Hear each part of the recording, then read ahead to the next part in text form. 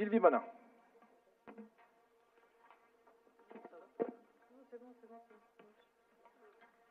Monsieur le maire, j'ai pris connaissance avec grande attention du rapport de la Chambre régionale des comptes du 4 septembre 2015 portant sur les exercices 2009 et suivants.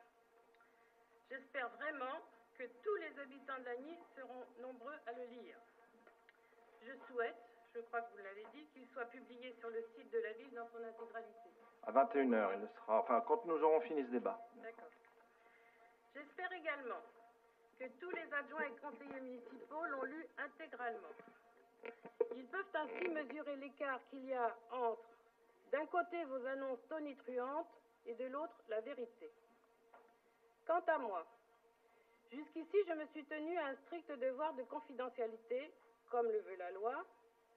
Dans le même temps, Monsieur le maire et la majorité ne se privaient pas, non de dévoiler le contenu des travaux de la Chambre régionale des comptes, ce qui eût été condamnable, mais d'en supposer un résultat catastrophique. Qu'on en juge, je cite. La situation est pire que ce que l'on craignait dans la Marne. La commune ne serait plus en mesure de faire face à ses créances en 2007, toujours dans la Marne. Si nous ne prenons pas les choses en main, nous allons droit dans le mur. La Chambre régionale des comptes nous placera sous tutelle et décidera de notre avenir dans la Marne. Si rien n'est fait, la ville sera dans l'impasse budgétaire, le Parisien. Afin d'éviter à l'horizon 2016 une mise sous tutelle préfectorale de la ville, ça c'est dans l'Annie Magazine, Jean-Paul Michel, directeur de la publication. Une autre, impasse budgétaire, le spectre de la tutelle budgétaire, l'Annie Magazine. Comprenez, la ville se trouverait de fait en état de faillite, l'Annie Magazine. Situation inéluctable, la mise sous tutelle de la ville, l'Annie Magazine. Notre ville au bord du gouffre, tract sur le budget en 2015. Voilà ce que vous avez déclaré à longueur de semaine, mobilisant outrageusement tous les moyens de communication possibles, en particulier les moyens municipaux. Finalement, quelles sont les conclusions de ce rapport de la Chambre régionale des comptes? Impasse budgétaire, situation de faillite, menace de mise sous tutelle? Évidemment non, rien de tout cela. Que trouve-t-on réellement dans ce rapport? 2 recommandations. Pas des mises en garde, pas des avertissements, pas des mises en demeure. 2 recommandations. 2 recommandations d'ordre technique. Elles portent sur la nécessité d'imputer les immobilisations conformément à la réglementation comptable et sur la mise en place d'un suivi fiable des effectifs pour une meilleure information du conseil municipal. Et cela concerne autant votre gestion que la nôtre. Mais pas d'abus, pas de dépenses folles, pas d'emprunts toxiques, pas d'emprunts à taux variable, pas de patrimoine dilapidé, bien au contraire. Certes, le rapport souligne un niveau d'emprunt élevé, et d'ailleurs en baisse, exigeant de la prudence du fait de la baisse des dotations de l'État. Mais ce n'est pas une accusation. Il est de la responsabilité des élus de faire des choix. En l'occurrence, le nôtre a été d'assurer la qualité de vie, le charme et la vitalité de la ville, reconnue partout et par tous, sans pour autant assommer ses habitants par des impôts excessifs. Alors, que s'est-il passé pour que d'un coup, Lagny soit suspecté d'être au bord de l'abîme? Pourquoi vous êtes-vous livré à cette description apocalyptique? Tout simplement parce que vous avez poursuivi 2 objectifs prioritaires. Discréditer à tout prix l'équipe sortante et masquer votre évidente absence de maîtrise de la situation. Bien plus facile de créer des coupables que de trouver des solutions. On a alors assisté à une brillante démonstration de ce qu'est pour vous la communication politique. Lancer la rumeur, évoquer des hypothèses, distiller le doute, jeter l'opprobre, afin d'orienter le jugement avant même que les informations soient réunies. des méthodes chères à votre très cher conseiller en communication. Je le cite. Affirmez, il n'en restera toujours quelque chose. Vous nuancerez ensuite. Ces méthodes, on les croyait réservées aux mauvaises séries télé. Eh bien, elles sont maintenant pratiquées dans notre ville. Ce sont les mêmes méthodes qui ont été utilisées au cours de la dernière campagne municipale et dont chacun sait, mais souvent trop tard, qu'elles font beaucoup de dégâts. Des dégâts humains, des dégâts sociaux, des dégâts économiques. Les victimes ne sont pas seulement vos adversaires. Les vraies victimes, ce sont tous les Latignasiens, y compris vos électeurs, à qui vous aviez promis dans votre programme de ne pas augmenter les impôts. La victime, finalement, c'est Lagny, dont l'avenir, la prospérité dépendent de sa capacité à attirer les nouvelles générations, les jeunes ménages. Or, vivre à Lagny est devenu trop cher. Du fait d'une situation prétendument catastrophique, vous avez lancé une hausse des impôts municipaux. Vous avez évoqué un peu plus de 15%, puis suggéré 15 à 20, avant de passer à plus de 20, pour atterrir à 25%. Et au final, c'est plus de 26% de hausse des impôts. Et tout ça, doit être supporté par les habitants de notre ville. Aucune autre ville de notre taille et dans notre situation n'a reçu un tel coup de massue. Avez-vous mesuré, monsieur le maire, ce que représente en euros le budget, ce que cela représente en euros pour le budget des ménages? Où peut-on lire dans le rapport de la Chambre régionale des comptes que la situation de la ville exige de tels sacrifices de la part de ses habitants? C'est une conception de l'action politique que je ne partage pas. Je suis atterrée de voir comment notre ville est maintenant dirigée. On peut commettre des erreurs, et je n'y ai pas échappé. Mais on ne doit jamais manipuler les faits, jamais manipuler les esprits, jamais manipuler les gens. Ce n'est pas digne. J'ai passé 19 ans au service des habitants de la ville. Ma seule ambition a toujours été de contribuer à améliorer la ville de mes concitoyens. Je n'ai jamais poursuivi aucun autre objectif de carrière politique. Je suis membre d'une équipe, Objectif Lagny, digne et compétente, qui peut, la tête haute, face à toutes les insinuations, revendiquer un bilan de grande qualité. Vous en héritez, monsieur le maire, vous avez de la chance. Vous devriez le reconnaître et promouvoir vos propres orientations. Cela s'appelle l'alternance démocratique. Au lieu de cela, vous prenez le risque inconsidéré de noircir l'image de votre ville en la laissant croire en faillite. Vous prenez le risque de fragiliser durablement Lagny en faisant fuir ses habitants. J'ose encore attendre une chose de vous, monsieur le maire. Non pas des excuses pour cette fameuse communication politique malveillante, je ne suis pas naïve à ce point. Mais j'attends un acte fort, responsable et honorable, auquel je veux croire, parce qu'il permettrait à tous nos concitoyens de respirer et qu'il serait justifié par la réalité budgétaire. J'attends une baisse très significative des impôts municipaux dans le budget à venir. Nous savons tous ici que c'est possible. Ce n'est pas la Chambre régionale des comptes qui le démentira. Alors, monsieur le maire, ayez du courage et faites-le. Merci pour Lagny-sur-Marne, merci pour les Latignasiens.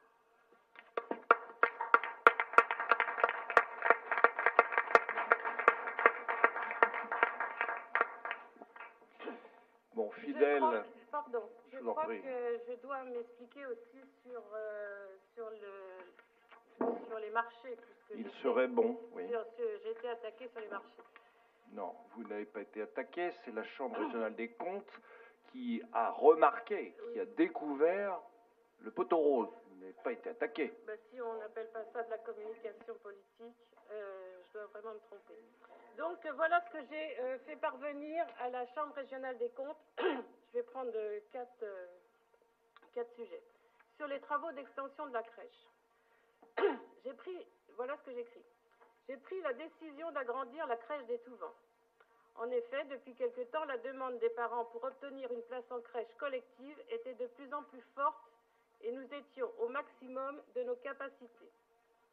Il était essentiel de pouvoir répondre aux besoins des jeunes parents et pour cela, les travaux devaient être faits avant la fin de l'année afin de ne pas perdre les subventions du Conseil général de l'année 2013. Une seule période était possible, les vacances de la Toussaint, les sociétés de BTP étant fermées à Noël. Cette situation d'urgence a fait que la réglementation des marchés, et je le reconnais tout à fait, n'a pas été scrupuleusement respectée. C'était vraiment une situation d'urgence. Le recours à des prestations fractionnées. Il est difficile de lutter contre les nouveaux centres commerciaux qui se multiplient autour de l'ANI, surtout en période de Noël. J'ai décidé de sonoriser le centre-ville pour les fêtes de fin d'année. Ce délai très court nous a contraints à fractionner les marchés et nous a permis de mettre en place cette sonorisation pour une plus grande attractivité des commerces de notre ville. Prestations informatiques passées par simple monde commande. Un problème majeur malheureusement de personnel, a mis la mairie en situation de crise. L'informatique étant aujourd'hui le cœur vulnérable d'une collectivité, j'ai dû dans l'urgence et pour juguler ce danger faire appel à une société par simple bon de commande. Parlons maintenant du centre de loisirs. Après l'incendie du centre de loisirs, nous avons travaillé avec le maître d'œuvre, l'architecte de la ville, les services techniques et les personnes concernées comme les ATSEM et les animateurs, afin de reconstruire au plus vite. C'était un projet modulable prenant en compte les nouveaux rythmes scolaires et les nouveaux logements de l'hôpital qui n'arriveront que dans 6 à 8 ans. Le permis de construire en l'état a été signé par la nouvelle municipalité le 21 août 2014. Or, d'avril 2014 à mai 2015, il y avait le temps nécessaire à cette reconstruction et, comme le souligne le rapport, d'éviter de perdre le solde de la prime d'assurance d'un montant de 380 000 € et un peu plus. Donc je prends bonne note que ce rapport, au terme de ces travaux, la Chambre régionale des comptes pour la période 2009-2014 n'émet en tout et pour tout que 2 recommandations: imputer les immobilisations en cours conformément à la réglementation et mettre en place un suivi fiable des effectifs pour améliorer l'information du conseil municipal. En conclusion, je peux noter concernant ma gestion d'octobre 2012 à 2014 que la Chambre régionale des comptes a relevé, et je le reconnais tout à fait, quelques manquements aux procédures administratives, a remarqué un endettement un peu supérieur à la moyenne, sans toutefois jamais, mais jamais parler de risque de faillite ni de risque de mise sous tutelle. Et je voudrais dire aussi que je l'ai toujours fait dans l'intérêt de la commune et surtout sans préjudice financier pour la commune. Je vous remercie.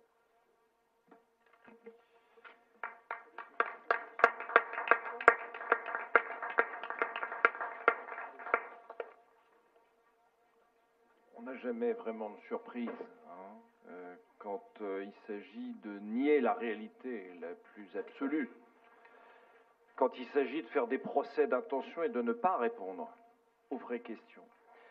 Vous dites que vous êtes victime d'accusations, mais que ce rapport n'est pas accusatoire, mais le rapport de la Chambre régionale des comptes n'est jamais accusatoire, ce n'est pas du tout l'objet. Il s'agit simplement de constater des faits et d'émettre des recommandations. C'est ce qui est fait dans ce rapport, très bien fait. L'accusateur, ce serait un procureur. Si effectivement un procureur se disait il y a eu des infractions graves qui puissent être pénalement répréhensibles, le procureur saisira la justice. Le fera-t-il? On verra bien. Donc, excepté sur les points, et je vais y revenir rapidement, des marchés publics, vous n'avez absolument pas répondu à aucune question précise, à aucune constatation de ce rapport. Qui dit quoi? Mais qui dit qu'on n'a plus assez de capacité d'autofinancement pour rembourser nos emprunts? Il y a un tableau qui est très évocateur, où il y a même des années où la capacité d'autofinancement nette était négative. Négative. Il suffit de prendre le tableau, page 12. Non, c'est pas 12, pardon. Si, c'est 12. Bon. Donc arrêtons de se voiler la face. On est à une situation qui est compliquée, elle est expliquée, il faut réagir. Alors, tout ça on augmenterait les impôts de manière significative pour vous nuire. Alors, il faut quand même l'entendre. J'ai donc 27 conseillers municipaux qui ont voté ces décisions, qui doivent ne pas payer d'impôts et ne pas sentir l'addition douloureuse sur leur budget. Non mais il faut arrêter de raconter n'importe quoi. Pour vous nuire, on augmenterait les impôts pour vous nuire. Bien, dites voir, on a bien autre chose à faire qu'à penser à vos états d'âme. Donc rien, pas une réponse, que du procès d'intention, que vous êtes des méchants, que vous êtes des politiciens, pas une réponse précise. Sauf sur les infractions au Code des marchés publics. Alors là, c'est quand même assez stupéfiant qu'un maire de Lagny, qui a été pendant près de 18 ans en charge de la petite enfance, découvre soudainement qu'il faille faire 18 places de crèche et qu'il faille aller vite, parce que sinon on louperait une subvention. C'est quand même complètement hallucinant comme réponse. Et puis ce même maire découvre que d'un coup il y a des grandes surfaces autour de Lagny qu'il faut vite sonoriser la ville, qu'il l'était déjà, hein, je le rappelle, ou en tout cas remettre en état la sonorisation. Et donc on n'a pas le temps, on va pas s'embêter avec les règles. Nous, on est des gentils, la main sur le cœur, on travaille pour l'intérêt de Lagny, donc on a le droit de faire n'importe quoi. Non mais, si vous faites un excès de vitesse pour une bonne cause et que vous faites pincer, vous expliquez pas aux policiers que j'étais de bonne foi. C'était parce que j'avais une bonne raison, dites voir, que je mettais la vie des autres en danger. Voilà. Donc, vos explications sont toujours les mêmes. Ah, vous êtes des méchants, vous nous en voulez. Vous avez une mauvaise gestion, vous dites des mauvaises choses parce que vous nous en voulez. Mais on a une situation qui est objectivement très compliquée à gérer. Et puis, alors vous nous dites, et vous-même, vous faites pas mieux, mais qu'est-ce que vous en savez? On n'a pas encore les éléments. Ils seront présentés, les premiers éléments de notre gestion, le 26 novembre, en réunion publique, comme je m'y suis engagé il y a déjà très très longtemps, et à l'époque, évidemment, je ne pouvais pas préjuger des résultats. Maintenant, on commence à les voir se dessiner. Et puis on verra bien les rapports officiels, parce que là, des objections de valeur comme ça n'ont qu'un sens. Il y a des rapports, le Trésor public fait des rapports chaque année. Je me suis engagé à les rendre publics. Je rendrai public celui de 2014, je rendrai public celui sur 2015, quels qu'en soient les conséquences. On n'est pas obligé de les rendre publics, je les rendrai publics. Et on verra bien s'il n'y avait pas de problème avant et qu'il y en a maintenant, ou si c'est bien le contraire. Malgré les documents que vous avez eus sous les yeux, qui vous ont été adressés, malgré les admonestations et les convocations que vous avez eues du sous-préfet, malgré la mise sous surveillance, nous étions dans un réseau de surveillance financière, l'ANI depuis 2009. On n'y est plus. On n'y est plus cette année, on n'y est plus. Vous nous dites, non mais tout allait bien, on gérait bien, il n'y a pas de problème, c'est juste pour nous embêter. Non mais c'est... Puis alors, le pompon, c'est le CLSH. Ben oui, on avait le temps, dites voir. Évidemment qu'on avait le temps, il fallait le faire avant mai. Bien sûr qu'on avait le temps. Il y avait une condition, c'est de ne pas respecter le code des marchés publics et de s'asseoir comme vous l'avez fait sur toutes les règles de mise en concurrence. Ah là, on avait le temps. On avait le temps de faire comme vous. Mais nous, on ne veut pas dépenser l'argent public comme ça à tort et à travers. On ne veut pas faire ça. Hein, il y a des règles. Alors, on n'est pas des dogmatiques des règles, mais à minima, elles servent quand même à encadrer la bonne dépense publique. Puis alors, la main sur le cœur, je l'ai fait dans l'intérêt de l'ANI. Ben, c'est pas l'intérêt de l'ANI qu'on voit aujourd'hui s'afficher sur nos écrans, hein. Ça c'est sûr. Voilà, donc toujours procès d'intention, mais pas une réponse précise sur le sujet. Y a-t-il d'autres remarques, interventions? Jacques-Édouard Gray. Alors, tout à l'heure, vous m'avez dénié le droit d'être le porte-parole de Patrice Panny. Écoutez, je vais à nouveau être le porte-parole de Patrice Panny. Patrice Panny, ancien maire, est dans la salle. Il souhaiterait s'exprimer. On vous demande donc, monsieur le maire, une suspension de séance pour que monsieur Panny puisse prendre la parole. Alors, depuis que je suis maire, j'ai ouvert librement la parole au public en fin de séance. J'ai bien l'intention de continuer, quelles que soient les situations, les difficultés, les objections. Ça n'avait jamais été fait à l'ANI. On avait trop peur que le public vienne critiquer. Donc, à la fin de la séance, tout un chacun pourra s'exprimer sur tous les sujets qu'il le souhaite, mais à la fin de la séance.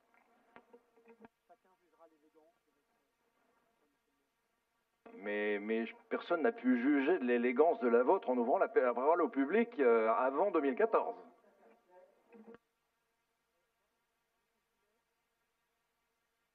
Michel Binet. Oui, me permettez-vous donc de lire la réponse de Patrice Pagny à sa place? Mais lisons. Je serai donc le deuxième porte-parole de notre chère mère. Petite voix. De 1995 à 2012.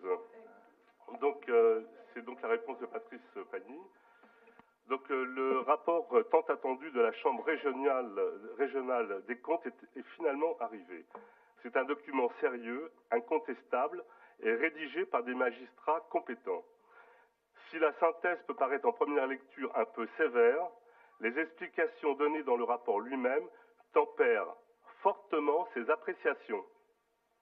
La synthèse expose que, au cours de la période 2009-2013, l'augmentation des produits de gestion a été régulière, grâce à une augmentation continue et modérée des taux de la fiscalité directe. Conjuguée à une maîtrise globale des charges de gestion, cette évolution a permis de rétablir une capacité d'autofinancement nette positive à compter de 2010. Ce commentaire très positif est suivi de « Cette situation tendue a contribué à la croissance de l'endettement ». On verra plus loin combien cette affirmation est nuancée. Dans le détail, le rapport précise que les taux de la taxe d'habitation et de la taxe foncière ont en effet été revalorisés de manière modérée chaque année, et même que le taux de la TH, de la taxe d'habitation en 2013, demeurait légèrement inférieur au taux moyen des communes appartenant à la même strate démographique. Pour les charges, il conclut que de 2009 à 2013, la progression des charges de gestion courante, qui s'est élevée à 3,96%, a été moins rapide que celle des produits de gestion courante, soit 6,24%. Il souligne notamment la maîtrise globale des charges de personnel constatée entre 2009 et 2013. Est-ce que vous pouvez me laisser terminer? Je ne vous ai pas interrompu pendant les rapports. Je vous remercie beaucoup. Pour ce qui est du financement, il évoque les cessions de patrimoine en les détaillant. Le rapport parle de la cession dans l'ancien centre technique municipal pour rationaliser l'implantation des services techniques et des espaces verts. Et après, il évoque la cession de logements d'instituteurs et de terrains désaffectés en vue de la construction de logements sociaux.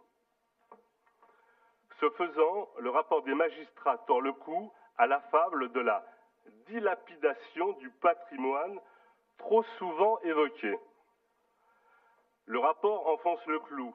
De 2009 à 2013, le montant cumulé des dépenses d'investissement d'un montant de 29,66 millions d'euros a concerné quasi exclusivement les dépenses réelles d'équipement, 28,91 millions d'euros, qui contribuent à l'accroissement du patrimoine immobilier de la commune. Pour ce qui concerne la souscription d'emprunt, le rapport est très clair. Les souscriptions d'emprunt supérieures aux besoins de financement constatés ont eu pour conséquence d'accroître l'endettement communal, mais aussi le fonds de roulement. Et la commune a alors souscrit des montants d'emprunt plus élevés par précaution dans un contexte de crise des liquidités. Il ajoute que la structure de la dette ne présente pas de risque financier particulier. La ville a donc emprunté par avance et par conséquent le niveau élevé du fonds de roulement de 2010 à 2012, a présenté un coût financier pour la commune, mais lui a assuré une situation de trésorerie confortable. Il est donc clair que pour la Chambre que la ville, Il est donc clair pour la Chambre que la ville ne s'est jamais trouvée en danger. En tout cas, elle ne le dit jamais. Pour ce qui est de l'avenir, la Chambre donne certes des conseils de prudence à la nouvelle municipalité du fait de la baisse incontestable des dotations de l'État, mais elle ne dit à aucun moment que la ville est surendettée, tout simplement parce que ce n'est pas la réalité. Le rapport n'interdit ni même ne déconseille à aucun moment à la ville de souscrire un emprunt pour financer ses investissements. La Chambre suggère d'utiliser le levier fiscal, mais ne fixe aucun taux. Le rapport de la Chambre régionale des comptes, à mes yeux, démontre clairement ce que j'affirme personnellement depuis plusieurs mois déjà, à savoir que la ville pouvait parfaitement conjuguer emprunt et hausse modérée des taux pour équilibrer son budget. Ce choix aurait eu l'immense avantage de ne pas avoir à surtaxer lourdement et inutilement les habitants. Ce rapport est à ce titre une vraie base de discussion et de débat pour notre commune. Et c'est signé Patrice Pagny, maire honoraire, maire de Lagny-sur-Marne, de 1995 à 2012. J'ai fini. Bien, bon, vous avez lu l'annexe qui est joint au rapport de la Chambre régionale des comptes, qui était donc, on va dire, l'explication comptable de Patrice Pagny. Donc chacun peut reprendre le texte, c'est ni plus ni moins que celui-ci. Il est d'ailleurs assez fortement en contradiction avec ce qu'on vient d'entendre du précédent, l'intervention de Sylvie Bodin, qui disait non, mais tout va bien, il n'y a pas de problème, aucun problème, il n'y avait rien à faire. Voilà. Là, il y a quand même une analyse un petit peu plus fouillée, qui dit aussi ce que ne dit pas la Chambre régionale des comptes, mais elle ne dit pas ce qu'elle n'a pas à dire, et notamment l'augmentation des taux de la fiscalité, parce que quand elle le fait, ça veut dire qu'on est sous tutelle, ce qui n'est pas le cas. Donc évidemment qu'elle ne décrète pas qu'il faut augmenter les taux de 10, 20%, 5%, parce que nous ne sommes pas sous tutelle.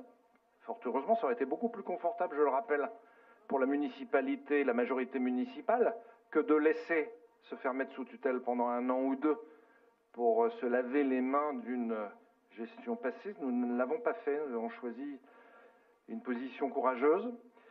Et puis, effectivement, la synthèse qui peut paraître être sévère, j'ai repris les mots, bah oui, elle peut paraître être sévère, mais voilà, hein, il y a quand même là, effectivement, une vision assez cohérente, en tout cas. Et puis alors, il y a une phrase, par contre, qui est stupéfiante. Oui, la Chambre des comptes, finalement, laisse entendre qu'on pourrait réemprunter un peu avec une hausse modérée de la fiscalité pour équilibrer le budget. On n'a pas le droit. On ne peut pas équilibrer, on n'est pas l'État. On n'équilibre pas son budget en faisant des emprunts. Si on fait un emprunt, c'est parce qu'il a un objet et qu'on fait un investissement. On ne fait pas un mix d'emprunts, hausse modérée, pour équilibrer le budget. Non. Voilà. Hein, d'accord ? Bien, d'autres interventions ? Jacques-Édouard Gray. Une montagne en mal d'enfants jetait une clameur si haute que chacun, au bruit accourant, crut qu'elle accoucherait sans faute d'une cité plus grosse que Paris. Elle accoucha d'une souris, Jean de La Fontaine. Monsieur le maire, mes chers collègues, mesdames, messieurs, chers amis, ce rapport de la Chambre régionale des comptes, ce fut beaucoup de bruit pour rien. C'est la montagne qui accouche d'une souris. Alors la montagne, c'est la montagne de catastrophe que notre maire nous avait annoncée. Sylvie l'a rappelé dans son intervention, Jean-Paul Michel nous avait promis que la Chambre régionale des comptes dénoncerait une montagne de dettes, une montagne de dépenses et de remboursements auxquels la ville ne pourrait pas faire face, une montagne qui devait nous conduire au précipice de la faillite, une montagne qui devait obliger le préfet à mettre notre ville sous tutelle, une situation qui, selon Jean-Paul Michel et Jacques Augustin, rendait indispensable une augmentation d'impôts en forme de montagne avec une pente de 26%. Ces accusations étaient graves, voire diffamatoires. Ces accusations étaient extrêmement blessantes pour nos anciens maires et pour tous ceux qui les ont soutenus. Et monsieur le maire les a renouvelées ce soir. Mais aujourd'hui, la montagne de catastrophes annoncées a accouché d'une souris. La souris, c'est le rapport de la Chambre régionale des comptes dont nous parlons ce soir. Alors ce rapport, Sylvie Bonin et Patrice Pagny en ont déjà donné certains détails, enfin Patrice par la voix de Jean-Paul Michel. Permettez-moi de... Jean-Michel Bidesque. C'est un lapsus, excusez-moi. Permettez-moi de citer à mon tour quelques phrases importantes de ce rapport. Alors je vais faire comme vous, monsieur le maire, je vais citer les pages de mes citations. Page 7. Le rapport nous dit, je cite le rapport, « L'examen de la fiabilité des comptes n'a pas conduit à relever d'anomalies significatives. » Je crois que la phrase est importante, je la répète. « L'examen de la fiabilité des comptes n'a pas conduit à relever d'anomalies significatives. » Page 8, Patrice Pagny a déjà cité la phrase, enfin, Jean-Michel a déjà cité la phrase importante sur les impôts locaux. Plus 0,37% par an pour la taxe d'habitation entre 2009 et 2013, et plus 0,73% pour la taxe foncière. Monsieur le maire, monsieur Augustin, nous étions très loin de vos plus 26% en une seule année. Page 9, la Chambre régionale des comptes reconnaît d'ailleurs qu'en 2013, les bases de la taxe d'habitation et de la taxe foncière, exprimées en euros par habitant, étaient inférieures à la moyenne régionale. Le taux de la taxe d'habitation était même inférieur au taux moyen des communes de la même strate. À mon avis, ce n'est aujourd'hui plus le cas et c'est bien malheureux. Page 10.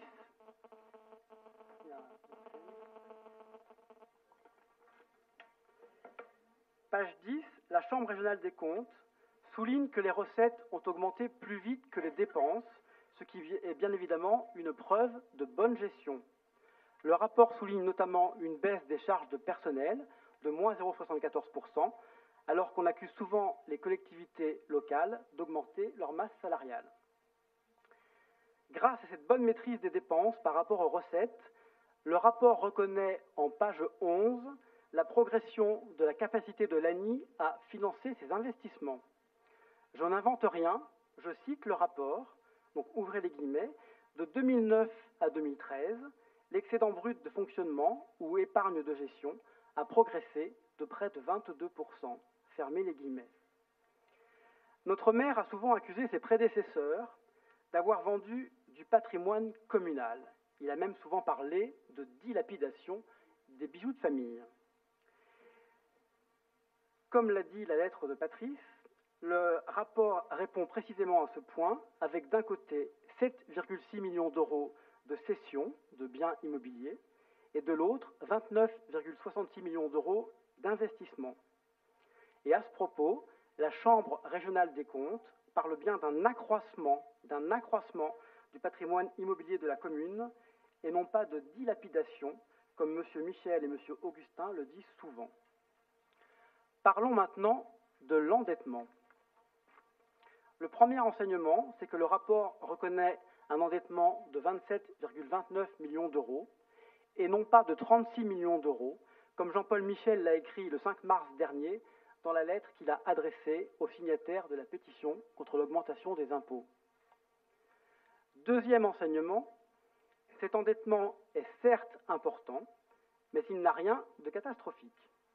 La ville est tout à fait capable de rembourser sa dette, puisque le rapport reconnaît même que le ratio de désendettement a été ramené à 9,4 années à la fin de 2013, au lieu de 12,3 années en 2009. Plus important, les magistrats et les experts de la Chambre régionale des comptes déclarent en page 14 du rapport, donc je les cite, « La structure de la dette ne présente pas de risque financier particulier. » Encore une phrase importante que je répète, « La structure de la dette ne présente pas de risque financier particulier. »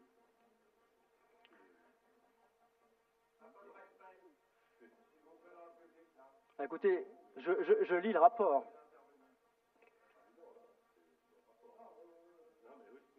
Ah oui, c'est dans le rapport, monsieur. Je cite le rapport. Vous voulez qu'on... Troisième enseignement, si on regarde sur une période plus longue, la dette de l'ANI est passée de 25 millions d'euros en 2000 à 27,29 millions d'euros donc en 2013, ce qui fait plus de 2 millions d'euros en 13 ans. On ne peut pas vraiment parler d'explosion de la dette comme certains le font. En revanche, il est vrai que la Chambre régionale des comptes émet quelques commentaires sur certaines passations de marché, notamment à propos des travaux d'aménagement de la crèche d'Étouvent. Certes, il n'y a pas eu de mise en concurrence, mais comme l'a dit Sylvie, il y avait urgence. À ce propos, la Chambre régionale des comptes ne relève rien de grave et se contente de suggérer simplement une meilleure organisation des services municipaux. D'ailleurs, monsieur le maire, dans les marchés incriminés, à l'époque vous étiez adjoint au maire, n'avez-vous pas signé certains de ces marchés? C'est une question. Et ensuite, par rapport au protocole transactionnel, c'est vous qui les avez signés depuis votre élection. En résumé, l'examen des finances de l'ANI ne révèle pas de problème ni de risque majeur. Notre ville n'est pas en faillite, elle n'est pas surendettée.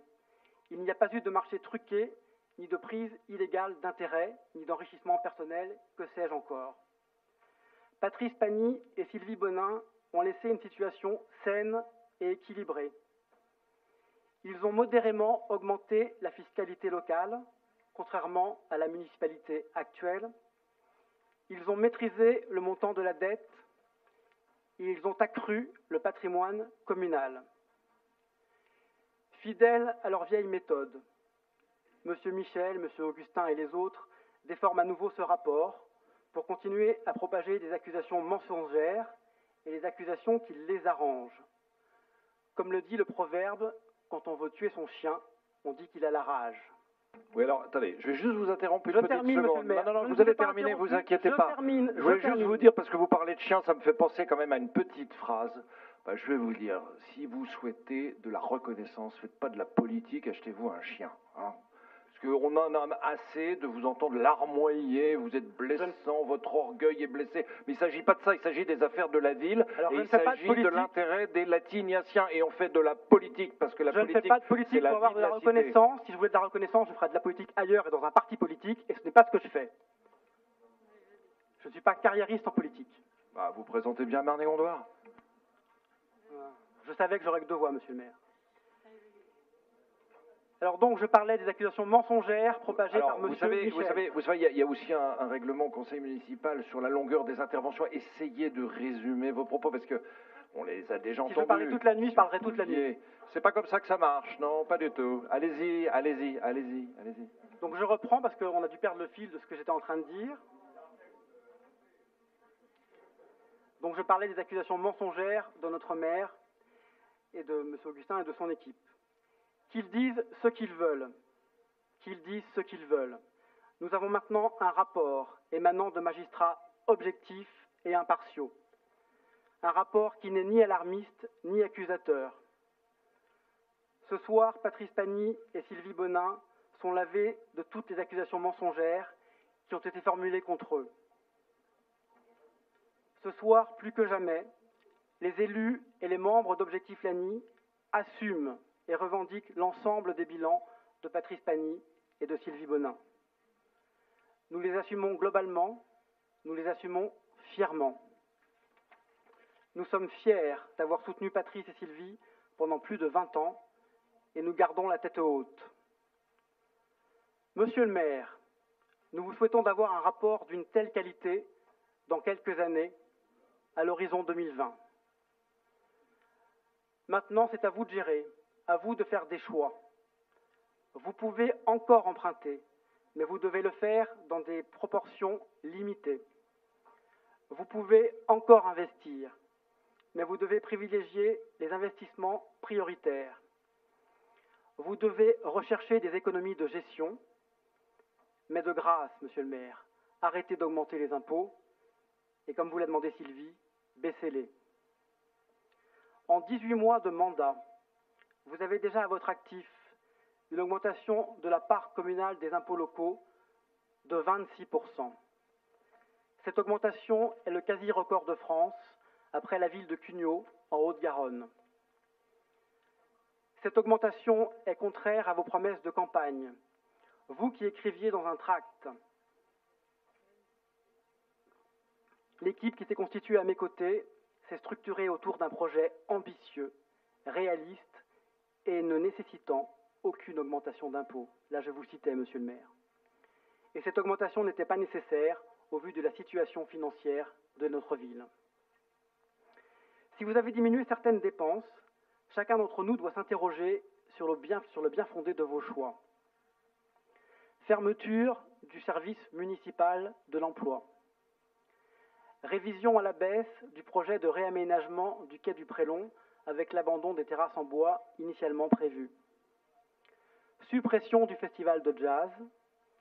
Diminution de la durée de plusieurs animations comme l'Oasis ou la patinoire. Et même, je l'ai appris récemment, baisse des commandes de fournitures dans les écoles avec des ruptures de stock, ce qui fait que pendant plusieurs jours, les élèves de l'école de l'Ambre n'avaient ni savon ni papier toilette. Je ne pensais pas parler de papier toilette un jour au conseil municipal, mais avec vous, tout est surprise. Ces baisses de dépenses ont de toute façon été inutiles, puisque vous avez attribué des contrats totalisant 92 000 € par an à 2 personnes qui vous ont aidé dans votre campagne électorale des municipales. Vous avez augmenté le coût total des indemnités des élus de 36%. Ce coût est donc passé de 146 000 € en 2013 à 199 000 € en 2014. Et surtout, vous avez perdu les 380 000 € d'indemnité d'assurance en décidant, c'est vous qui avez pris la décision, de ne pas reconstruire le centre de loisirs du parc des sports détruit par un incendie. Et ne vous en déplaise, monsieur le maire, cette perte de 380 000 € est déjà pointée par le présent rapport de la Chambre régionale des comptes, tout comme les protocoles transactionnels que vous avez signés. Bon, il y a un certain nombre d'inexactitudes dans vos propos, je ne vais pas les relever tous parce qu'on va y passer la soirée. Je vais en relever un sur le festival de jazz, il n'a absolument pas été supprimé, il est prévu à la mi-octobre 2016, voilà, donc il n'y a pas eu en 2015. Je me suis expliqué à plusieurs reprises sur le pourquoi du comment, alors on peut toujours recommencer. Évidemment que nous n'avons pas touché au budget de fourniture des écoles, ça c'est absolument ridicule de prétendre ça. Bon, écoutez, je vais passer la parole à Jacques-Augustin qui va vous corriger 2-3 choses pour être sûr que vous ayez bien compris.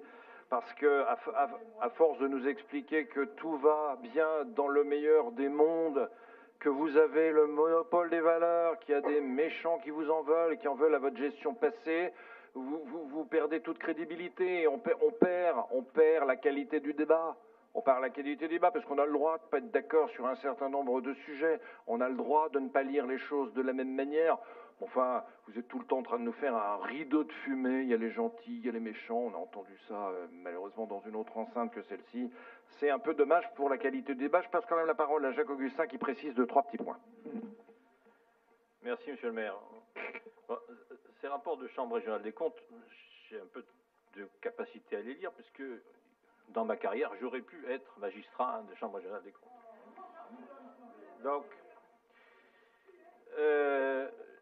Donc, quand vous nous dites la Chambre régionale des comptes écrit que les comptes sont réguliers, cher monsieur Gray, ça veut simplement dire que les écritures ne sont pas frauduleuses. Ça ne veut rien dire sur la qualité de la gestion. Heureusement que les services financiers de la commune ne font pas défaut en écriture. C'est un minimum quand même. Vous nous dites que la Chambre régionale des comptes écrit que les emprunts ne sont pas risqués, mais ça n'a rien à voir avec le risque financier pour la commune. Effectivement, on le reconnaît, il n'y a pas de discussion, ces emprunts sont des emprunts soumis à taux fixe, il n'y a pas d'argent qui a été emprunté sur des marchés erratiques, et d'ailleurs, ça nous a permis de renégocier un certain nombre de taux. Et donc là-dessus, cette question, donc ne déduisons pas que quand la Chambre régionale des comptes écrit qu'il n'y a pas les emprunts sont sans risque, que ça veut dire que la commune n'est pas surendettée. Et enfin, je voudrais quand même souligner que le fait de ne pas respecter le code des marchés publics n'est pas une faculté élastique qu'on peut justifier par la nécessité, fût-elle d'urgence, parce que la nécessité d'urgence, elle est très encadrée par la jurisprudence sur les marchés publics, et c'est absolument pas des histoires de vacances ou des histoires de rivalité commerciale. Et j'indique, parce que nous sommes vraiment dans le sérieux, que le non-respect des procédures du code des marchés publics, ça relève du pénal. C'est pas de la justice administrative, c'est pas un coup de règle sur les doigts de la Chambre régionale des comptes, c'est dans les mains du procureur. Alors, oui. Pour terminer sur les chiffres, et je ne serai pas plus long, vous nous dites la commune allait bien. Alors moi, je ne sais pas comment on peut dire que la commune allait bien, alors que en argent libre de dépenses, c'est-à-dire la liberté d'arbitrer sur ce qu'on pouvait faire avec l'argent qui restait une fois qu'on avait payé tout le fonctionnement de la commune, les intérêts et la dette, en 2009, il manquait près de 700 000 euros dans la caisse. En 2010, évidemment, ça se redresse. On avait 44 000 euros. Maintenant, c'est le tableau qui est page 12. En 2011, on avait 76 000 euros. Alors, évidemment, la Chambre régionale des comptes dit que la capacité d'autofinancement se redresse. On est passé de 44 à 76, on ne va pas dire le contraire. Ça s'améliore encore en 2012, 227 000. Et puis en 2013, on a 657 000, mais là-dessus, sur les 657 000, il faut enlever 540 000, parce que ça, c'est l'indemnité de l'assurance. Donc on ne va quand même pas faire voler un CLSH tous les ans pour avoir une indemnité d'assurance. Donc au total, pour faire vivre une ville de 20 000 habitants, on avait par an 300 000 euros. Voilà, c'est ça que ça veut dire. Alors vous pouvez nous dire, comme vous le voulez, qu'il n'y avait pas de problème d'argent, que tout ça a été réglé, que tout ça a été managé. On avait 300 000 euros. Et pour le seuil minimum d'investissement dont nous avons besoin pour faire tourner la commune par an, des investissements, c'est entre 4 et 5 millions d'euros. Et nous, on avait 300 000. Alors comment voulez-vous qu'on fasse avec un taux d'endettement qui est de 28 millions en 2015. On ne parle pas de 2013, on parle de l'année. Donc il n'y avait absolument pas de marge de manœuvre. Voilà. Donc voilà, tournez les chiffres comme vous voulez. Les chiffres, ils sont là, et la dette par habitant, elle est très supérieure à la moyenne de la strate. Donc il n'y avait pas d'alternative pour permettre à la commune de reprendre un mode de vie normal que d'augmenter la fiscalité. Bien. Jacques-Édouard Gray demande la parole. Merci. Je lui accorde. Merci de votre cours sur la finance publique, Monsieur Augustin, c'était formidable. De toute façon, vous êtes toujours les meilleurs, c'est toujours vous qui avez raison, et nous on est nuls, et vous ne faites jamais d'erreur. Voilà. Mais nous aussi, on revendique ce rapport, on va aussi le distribuer et encourager tous les latinaciens à le lire. Pour nous, il est vraiment, c'est un bon rapport. Super, bien. Et alors, je voudrais repointer une erreur que vous avez faite et dont j'ai parlé dans mon discours. Je voudrais quand même qu'il soit bien clair et que la salle entende, c'est Monsieur le maire, j'ai parlé donc de contrats que vous avez attribués à 2 personnes qui vous ont aidé dans le cadre de votre campagne électorale, donc pour 92 000 euros par an. C'est vrai, ils sont derrière vous ce soir. Donc Monsieur Boulet, qui vous a aidé dans la communication pendant la campagne, est maintenant de conseiller de la communication de la mairie. Et M. Guerlet, là on ne sait plus M. Guerlet s'il est au cabinet du maire ou s'il fait les photos ou s'il est conseiller commerce, je ne sais pas. Mais M. Guerlet qui, selon la rumeur, était le monsieur au pilotage de votre blog. Alors, vous aimez vivre dans le passé, hein? Je vais être extrêmement clair, je croyais l'avoir déjà été. Ici, dans cette enceinte que je préside, je ne veux pas de rumeurs. Si vous avez des accusations à porter, vous les portez. Vous êtes un élu de la ville. Si vous pensez que l'argent public a été mal utilisé de manière frauduleuse, de manière irrégulière, vous devez porter vos accusations de manière explicite, parce que sinon, vous tombez dans la diffamation. Donc si vous avez des accusations à porter, comme quoi il n'était pas judicieux de signer tel ou tel contrat, de passer par telle ou telle procédure, de faire telle ou telle chose, soit c'est parce que vous estimez que politiquement ce n'est pas un bon choix, auquel cas il y a débat, c'est normal, soit vous pensez qu'il y a une manœuvre irrégulière, et là vous la dénoncez, et je vous écoute, et nous reprendrons exactement vos propos dans le compte-rendu pour qu'ils puissent éventuellement être utilisés sur le plan judiciaire. Je le dis très clairement, parce que je n'entends pas qu'ici, qui que ce soit, puisse, dans cette enceinte, à l'extérieur, vous faites ce que vous voulez, c'est votre problème, qu'il ne porte pas d'accusation, soit toujours dans la rumeur, dans l'insinuation, dans le jugement de valeur. On n'est pas là pour ça, on est là pour s'occuper des affaires de la ville. Si vous estimez qu'elles n'ont pas été bien menées, ces affaires, soit politiquement vous les dénoncez, soit judiciairement vous les dénoncez. Mais on en a assez de vos leçons de morale, ça arroger un monopole des valeurs, alors qu'en réalité, vous n'avez aucun courage, parce que si vous avez des accusations à prononcer, je vous écoute et nous enregistrons vos propos. Bien, monsieur le maire, je confirme mes propos, et je voudrais bien savoir combien monsieur Boulet vous a pris dans le cadre de la campagne électorale. Je voudrais bien comparer les chiffres de ses prestations. Mais enfin, vous perdez les pédales. Pas du tout. Les élections, c'était il y a 1 an et demi. C'est fini. Et puis, si vous aviez un recours à faire, vous avez eu tout le loisir de le faire. Non, mais vous arrêtez de me parler du passé. Effectivement, vous n'avez jamais eu aucune vision d'avenir. Alors, on peut comprendre que vous satisfaisiez des résultats du passé. Mais on s'en fiche du passé, les latiniaciens. Ils s'en fichent des résultats des élections. C'est fait. Voilà. Vous n'avez toujours pas compris comment ça se passait? Vous mélangez tout, monsieur le maire. Bien. Y a-t-il d'autres interventions? Bien. Eh bien, écoutez, alors, il n'y a pas de vote. C'est une simple information, un débat. Je vais donc suspendre la séance, mais pas plus de 5-10 minutes. Allez, on se donne 10 minutes, et puis on reprend l'ordre du jour.